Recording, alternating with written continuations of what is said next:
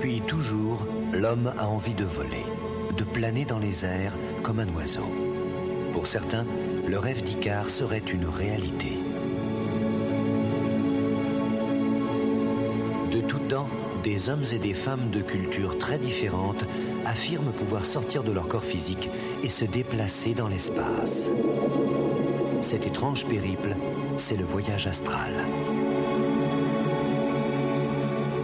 Bernard Raquin, marié, père de 2 enfants, habite à Paris où il exerce la profession de psychothérapeute. C'est à l'âge de 9 ans que ma vie a vraiment changé de sens ou pris tout son sens à la suite d'une expérience très particulière. La première fois que je suis sorti de mon corps, je m'en souviens très bien, j'ai 9 ans à ce moment-là. Et un soir, je ne suis vraiment pas bien du tout, je suis malade, un peu terrassé. Je vais plusieurs fois aux toilettes pour vomir.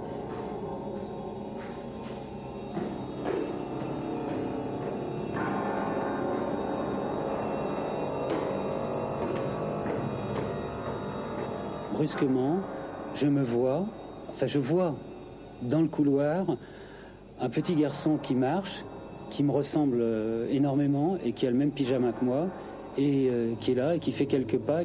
Il y avait lui qui marchait et moi en train de le regarder. J'ai été troublé parce que je ne savais pas ce que ça voulait dire.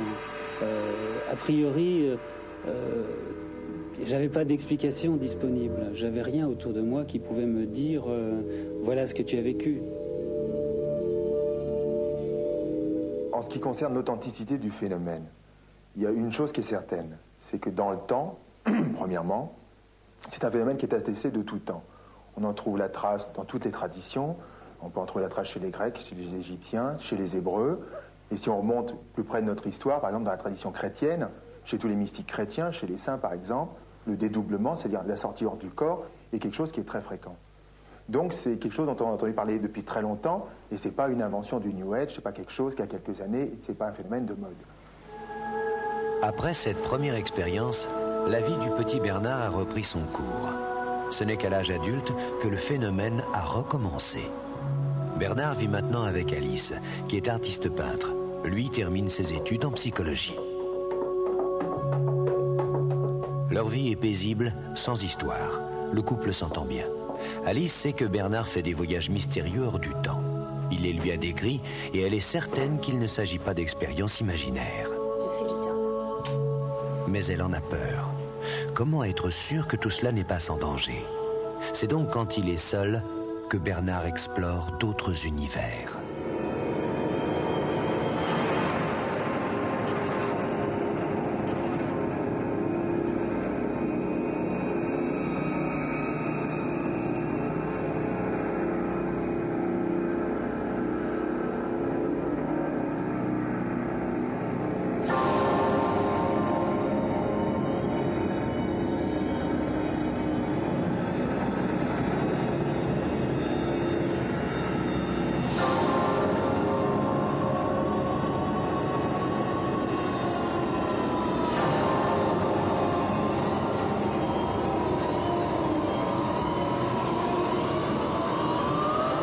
Les sorties du corps se passent de 2 façons. Le moment de la sortie, soit il est occulté, c'est-à-dire qu'on est à l'intérieur et puis on est à l'extérieur sans avoir de transition, ou alors il y a une extraction du corps éthérique et qui peut se passer par le haut du corps, assez souvent par le haut du corps, qui monte comme ça, qui sort par le haut de la poitrine ou la tête.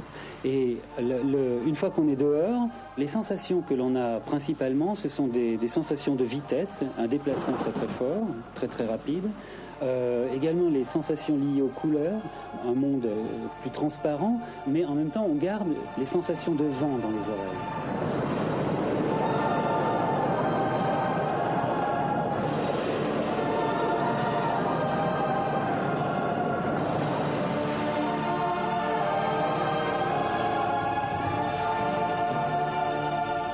L'expérience dite de sortie du corps n'est pas farfelue du tout. D'abord, on n'est pas obligé de l'appeler sortie du corps. C'est une expérience tout court. C'est une expérience de votre conscience, c'est une expérience aussi énergétique. Et il y a beaucoup de manières d'identifier cette expérience-là qui la place dans un tout autre champ que le farfelu ou la fabulation.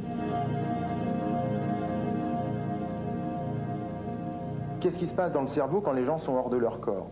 Qu'est-ce qu'on peut lire dans ce cerveau? Quelle est l'activité du cerveau? Alors cette activité du cerveau qu'on a mesurée, ça n'est pas l'activité de l'éveil quand on est éveillé, ça n'y ressemble pas. Ça n'est pas non plus l'activité du sommeil, et ça n'est surtout pas l'activité du rêve.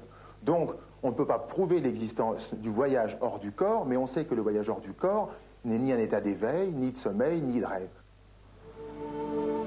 Le phénomène a intrigué de nombreux scientifiques. Mais si les résultats des recherches américaines et russes n'ont pu démontrer l'existence des sorties du corps, elles ont pu prouver par contre l'existence d'un état mental propre au voyage astral.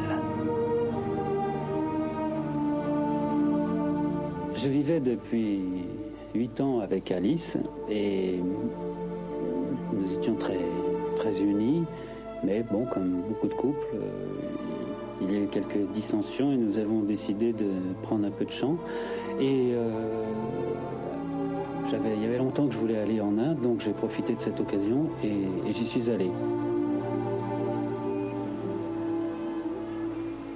Quand je suis arrivé dans le Vieux Delhi, ce sont produits des phénomènes que je connais déjà, et je sais qu'à ce moment-là, je vais sortir du corps. Et je quitte mon corps en étant branché sur Alice. Je suis arrivé au-dessus de Paris, et puis ensuite dans l'appartement. J'ai vu sa forme, la forme du lit, j'ai vu l'appartement, j'ai reconnu les lieux.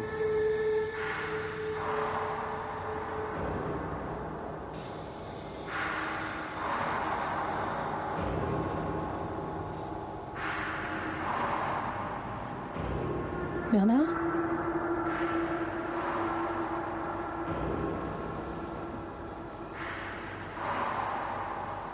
C'est vraiment une surprise assez incroyable de voir quelqu'un qui est là et à qui vous parlez. Et c'était impossible puisqu'il était en Inde et moi à Paris, donc de le voir là aussi présent. Il était représenté physiquement, mais disons d'une façon beaucoup plus un peu fantôme, enfin un peu transparente. Ça n'a pas duré très longtemps. De retour à Paris, Bernard s'est séparé d'Alice. Il ouvre un cabinet de psychothérapie tout en poursuivant ses sorties du corps. Un jour, il apprend une terrible nouvelle. Sa mère est gravement malade. Les médecins n'ont aucun espoir. Elle est condamnée.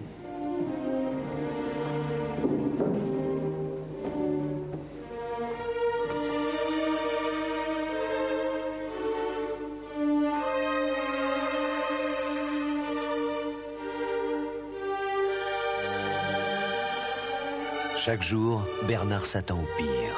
Sa mère qu'il adore va le quitter. Déchiré par le chagrin, il ne peut supporter cette angoisse permanente. Peut-être une sortie de corps l'aidera-t-elle à supporter sa peine. Mais ce voyage va être différent des autres et le faire pénétrer dans un univers d'épouvante et de douleur.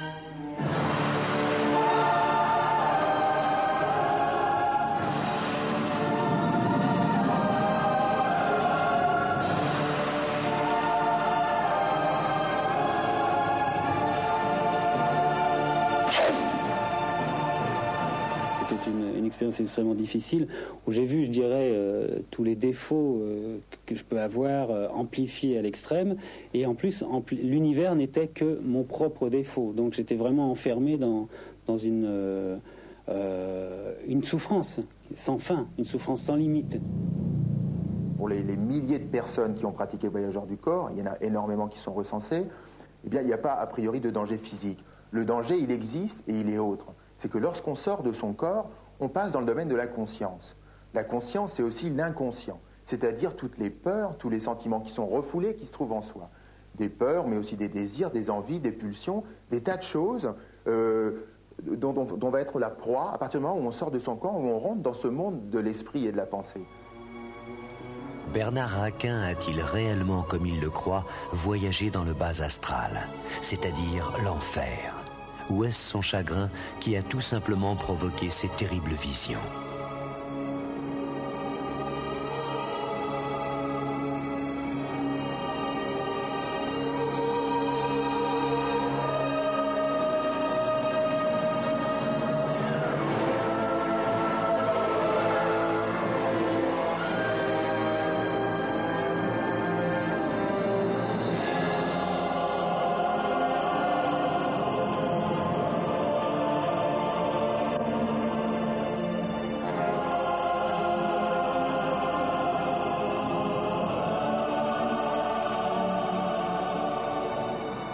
pour moi, le choc est extrêmement violent, il y a une émotion très très forte, et je sors moi aussi de mon corps, et elle sort.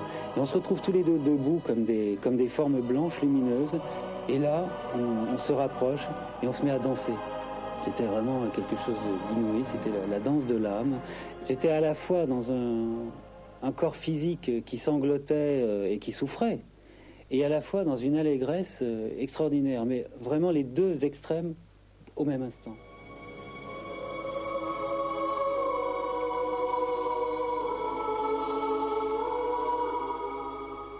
Le problème, ce n'est pas qu'il faut mettre en doute l'authenticité de ce que disent les gens quand ils rapportent un voyageur du corps, c'est qu'il faut relativiser, disons, l'objectivité de leur témoignage.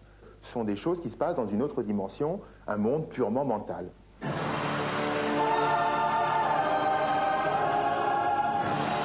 L'expérience de Bernard Raquin n'est pas unique.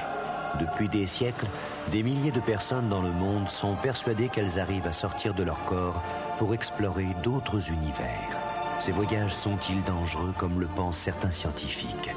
Ce monde mental existe-t-il vraiment ou n'est-il que la projection de notre imagination?